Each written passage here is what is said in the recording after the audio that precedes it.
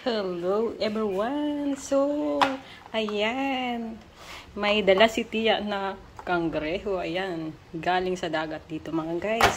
So, ayan oh. Laki. Ang laki. May ano pa. May bihod guys.